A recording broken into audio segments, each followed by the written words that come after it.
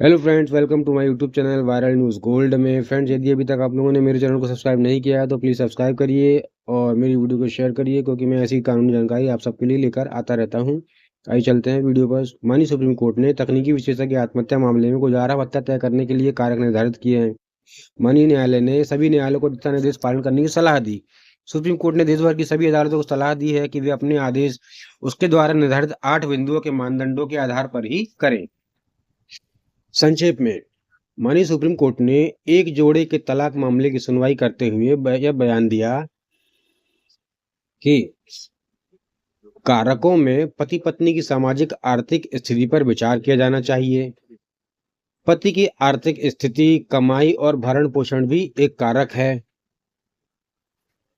बेंगलुरु के एक तकनीकी विशेषज्ञ द्वारा कथित तौर पर अपनी अलग रह रही पत्नी के उत्पीड़न के कारण आत्महत्या करने के मामले में चल रही बहस के बीच माननीय सुप्रीम कोर्ट ने कई शर्तें और कारक निर्धारित किए हैं, जिन्हें तलाक के मामलों में गुजारा भत्ता तय करते समय उचित महत्व दिया जाना चाहिए।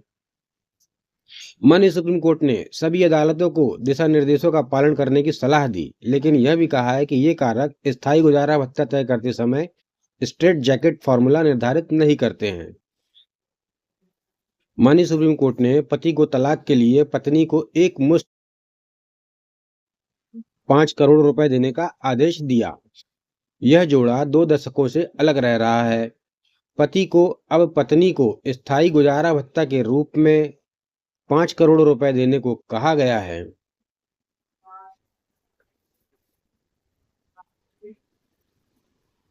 यह मामला एक ऐसे दंपत्ति से जुड़ा था जो 20 वर्षों से अलग रह रहे थे।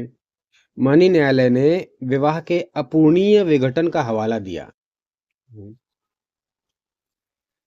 और कहा कि बेटे की वित्तीय सुरक्षा के लिए एक व्यक्ति को 1 करोड़ रुपए आवंटित करने को कहा गया। माननीय सुप्रीम कोर्ट ने एक व्यक्ति को निर्देश दिया कि वह विवाह विच्छेद के बाद अपनी पत्नी को स्थायी गुजारा भत्ता के रूप में एक मुश्त 5 करोड़ रुपए का भुगतान करे। यह फैसला ऑनरेबल जस्टिस विक्रम नाथ और ऑनरेबल जस्टिस प्रसन्ना वी वराले की पीठ ने सुनाया, जिन्होंने पति द्वारा दंपत्ति के बेटे के प्रति अपने पैतृक दायित्वों को पूरा करने की आवश्यकता पर बल दिया। माननीय न्यायालय ने पति को अपने वयस्क बेटे की वित्तीय सुरक्षा और भरण पोषण के लिए 1 करोड़ रुपए आवंटित करने का निर्देश दिया। यह मामला प्रवीण कुमार जैन और अंजू जैन के बीच वैवाहिक विवाद से जुड़ा है। ये बहुत ही इम्पोर्टेंट जजमेंट है फ्रेंड्स, इसको ध्यान में रखिए। यह जोड़ा 20 वर्षों से अलग अलग रह रहा है। उनके विवाह में असंगति और तनावपूर्ण संबंधों के आरोप लगे थे। प्रवीण ने अंजू पर अपने परिवार के प्रति अत्यधिक संवेदनशील और उदासीन होने का आरोप लगाया, जबकि अंजू ने प्रवीण पर दुर्व्यवहार का आरोप लगाया। यह देखते हुए कि वैवाहिक बंधन पूरी तरह से टूट चुका है, माननीय न्यायालय ने विशिष्ट शर्तों के साथ तलाक को मंजूरी दे दी।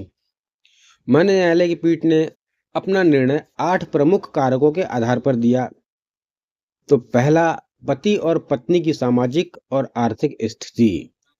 दूसरा है भविष्य में पत्नी और बच्चों की बुनियादी जरूरतें।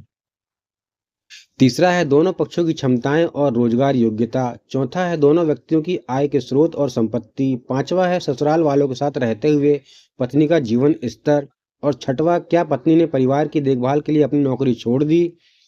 सातवां, कमाने वाली न होने वाली पत्नी के लिए उचित मुकदमेबाजी खर्च का प्रावधान। आठवां, पति की वित्तीय स्थिति और भरण पोषण और गुजारा भत्ते के लिए उसकी जिम्मेदारियां। अदालत ने कहा कि दोनों पक्षों को लंबे समय तक अलग रहने के दौरान अपनी वैवाहिक जिम्मेदारियों को पूरा करने का कोई अवसर नहीं मिला, जिससे यह निष्कर्ष निकला कि उनके भावनात्मक और संबंधात्मक संबंध पूरी तरह से टूट चुके थे। इस प्रकार माननीय न्यायालय ने उनको तलाक दे दिया। फ्रेंड्स, मेरे YouTube चैनल को सब्सक्राइब करिए और वीडियो को शेयर करिए, और ये वीडियो ज़्यादा से ज़्यादा